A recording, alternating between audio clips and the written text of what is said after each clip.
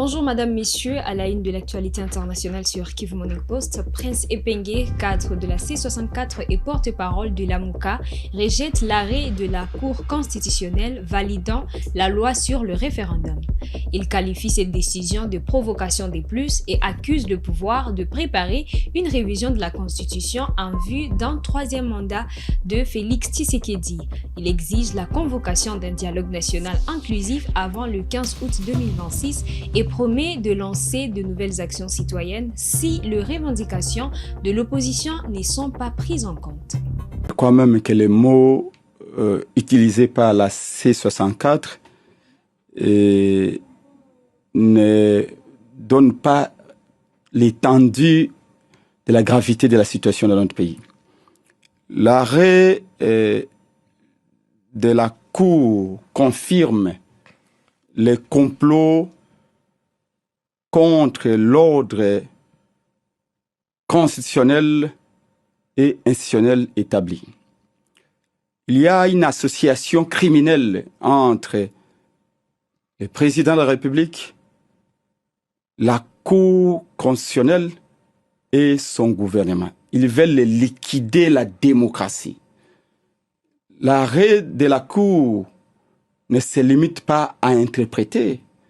La Cour s'est substituée au peuple en donnant le pouvoir de changer l'article 220 à M. Félix Tshisekedi. Et justement, vous parlez de complot. La Cour a validé la loi référendaire, mais avec des réserves d'interprétation. Pour vous, ces réserves ne changent rien. Hein? Pourquoi? Ces réserves en disent long si les injonctions politiques subies par la Cour. On n'a pas demandé à la Cour constitutionnelle de remplacer le peuple. On n'a pas demandé à la Cour constitutionnelle de faire sa propre loi sur les référendums. La mission de la Cour, c'est de dire au peuple, est-ce que la loi Ngondankoy est conforme à la Constitution? Mais là, dans son arrêt, la Cour fait sa propre Constitution, échafaude sa propre loi référendaire. Tout simplement parce que la Cour est sous les bottes de M. Félix Tshisekedi. Donc, pour nous, en matière constitutionnelle, quand on saisit la Cour pour ce type de matière, la Cour a à nous dire que la loi est conforme à la Constitution ou elle ne l'est pas. Là, la Cour aurait tout simplement dû rejeter la loi, la renvoyer au Parlement. Comment pouvez-vous comprendre que presque un tiers des articles de la loi sont sous réserve? Ça veut dire quoi? Qu'il y a eu un doute raisonnable de la part des juges de la Cour. Il y a eu un doute, même au niveau de l'opinion. Dès le départ, la loi était décriée par notre peuple. Tout le monde savait que cette loi qui donne à M. Tshisekedi le pouvoir de changer l'article 220 est une loi qui contrevient à la Constitution. Vous n'êtes pas, bien sûr, pour cette loi. Pourtant, il y a eu plusieurs médiations pour tenter d'apaiser la situation. Il y a eu la médiation tentée par le président burundais Evariste Ndayishimiye. Et vous avez été reçu par le cardinal Ambongo quelques heures avant la conférence de presse. Il vous a invité à rester engagé pour le dialogue. Mais vous sortez avec un communiqué quand même. Écoutez, nous avons salué l'implication du président burundais. Nous avons salué également l'implication du président du Congo d'en face, Congo-Brazzaville, comme l'implication d'autres présidents africains. Le Congo est au bord du précipice. La maison Congo brûle, mais M. Félix Tshisekedi regarde ailleurs. Félix n'a dit que pour un troisième mandat, que les Congolais meurent de faim. Comme actuellement, il y a 26 millions qui n'ont pas mangé. Que les Congolais meurent suite aux balles des ADF, comme depuis le début de l'année. Nous sommes à près de 8000 morts dans ce qu'on appelle les triangles de la mort, entre Mambasa, Beni et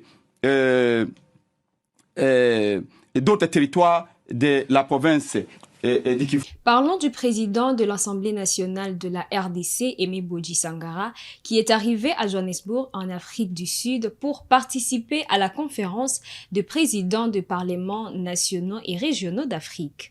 Organisée par le Parlement panafricain, cette rencontre se tient du 31 juillet au 1er août 2026 et porte sur la gouvernance démocratique, l'intégration africaine et la coopération interparlementaire.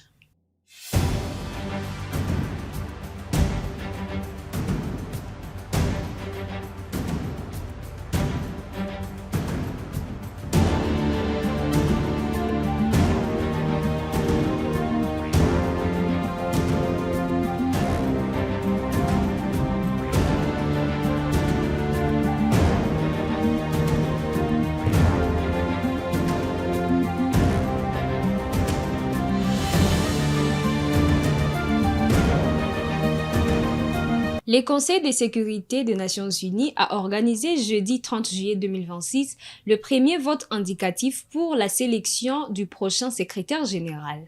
Le président du Conseil de sécurité pour le mois de juillet, l'ambassadeur Zenon Mukongo-Ngai, a annoncé que les candidats seront informés des résultats par les États qui les ont représentés. Good afternoon. The first round of straw poll has taken place.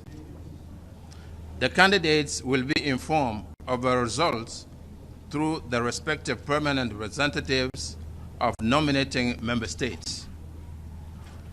The President of the General Assembly will also be informed that the straw poll has been conducted. I thank you very much. Ambassador, is it possible for us to see a blank ballot? Can you show us what the ballot looks like? What does the straw poll look like visually? I know you're not going to give us the numbers. Yeah, just a blank. No, I'm not going to give you the numbers. What I can say is that the straw poll has three steps on the paper. You have encouraged, discouraged, and non-opinion. So you mark whatever you want to mark. And we have the results after going through all the members of the Security Council. Mr. Ambassador, did the Security Council decide when the next straw poll will take place? We did not decide today, but in the days to come, we will know exactly. But that will be under the presidency of Denmark, because we are going to conclude our presidency tomorrow. So you will know on time. What is the rationale that the Security Council is not releasing the results? What's the thinking behind that? The thinking behind is to keep everything closed, and we want transparency at the same time, efficiency, but we don't want speculations on that. But you can't have it both ways. You can't say you want transparency and then not release the results. I mean, Yeah, that's because contradiction in terms. that feeds speculation. But this is what the Security Council has decided. I'm just reporting. I'm just serving. I'm not the one who took the decision. What's your view as representative of your nation on the whole process? I cannot express my view as a representative of the Democratic Republic of Congo. I'm acting here as the Security Council President. How many rounds of voting went on today? Was it just one? How many rounds? Yes. Just one round. How are the women candidates doing? Everybody's doing well. Thank you very much. Au moins 1500 migrants marocains sont arrivés jeudi 30 juillet 2026 à Ceuta, à la frontière entre le Maroc et l'Espagne. Ils sont entrés illégalement à la nage dans l'enclave Espagne. Au moins 15 migrants sont morts. L'Espagne a fermé la frontière.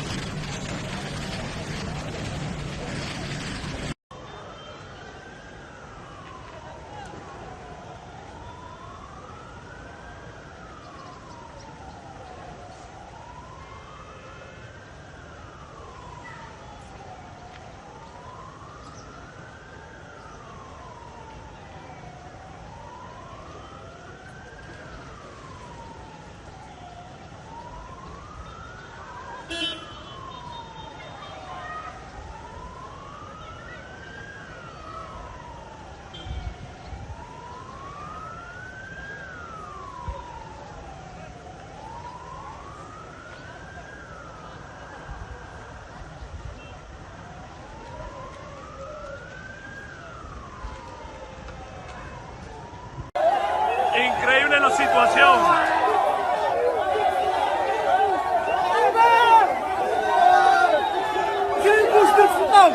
¡Mucho a la raya!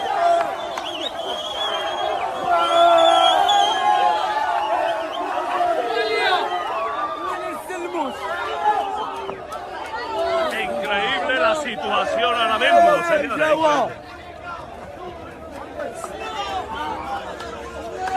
¡Viva España!